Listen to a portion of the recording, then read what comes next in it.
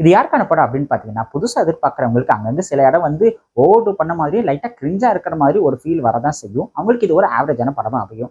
Family ஆடியன்ஸ்க்கு இது வந்து நிறைய எமோஷனல் டச் இருந்தும், அங்கங்க சில காமெடி சீன்ஸ் இருந்தாலும், இது ஒரு நல்ல படமா அவங்களுக்கு கண்டிப்பா ரீச் ஆகும். முக்கியமா இது யாருக்கான படம் அப்படின்னு பார்த்தீங்கன்னா, தன்னோட வாழ்க்கையில கஷ்டப்பட்டு, துன்பப்பட்டு, துயரப்பட்டு, அசிங்கப்பட்டு, தன்னோட லட்சியத்துல, தன்னோட சொந்த உழைப்புல, தன்னோட ஊர்ல ஒரு வீடு வாங்கணும் அப்படிங்கிற ஒரு லட்சியத்தோட வாழுற ஒவ்வொரு மிடில் கிளாஸ் ஃபேமிலிக்கும் இந்த படம் கண்டிப்பா ஒரு சமர்ப்பணம். வீடு வாங்கினவங்களும் சரி, வீடு வாங்கணும்னு ட்ரை பண்ணிக்கிட்டு இருக்கிற ஒவ்வொருத்தங்களுக்கும் சரி, தன்னோட கஷ்டங்களையும், துன்பத்தையும், துயரத்தையும் ஒரு ஸ்க்ரீன்ல பார்க்கும்போது கண்டிப்பா அவங்களுக்கு வந்து ஒரு ஹாப்பி டியர்ஸோ, சேட் டியர்ஸோ கண்டிப்பா வரதாங்க செய்யும். ஸோ அவங்களுக்கு இந்த படம் ஒரு மிகப்பெரிய பயங்கரமான எமோஷனல் டச்சா இருக்கும். இந்த 3 பிஹெச்கே ஓடிடியில் வந்ததுக்கு அப்புறம் நிறைய நல்ல மீம் மெட்டீரியலா மாறும். வீடியோஸை கட் பண்ணி பயங்கர பாப்புலரா ஆக்கதான் செய்வாங்க. ஓடிடியில் ரிலீஸ் ஆனதுக்கு அப்புறம் இந்த படத்துக்கு இன்னும் நிறைய நல்ல ரீச் கிடைக்கும். ஓவராலா யதார்த்தம், எக்ஸ்பெக்டட் சீன்ஸ், நல்ல எமோஷன்ஸ் கலந்த 3 ரூம்கள் இந்த 3 பிஹெச்கேல இருக்கு. எல்லா கேட்டகரி ஆஃப் மக்களுக்கும் இந்த ரூம்ஸ்லாம் பிடிக்குமான்னு தெரியல.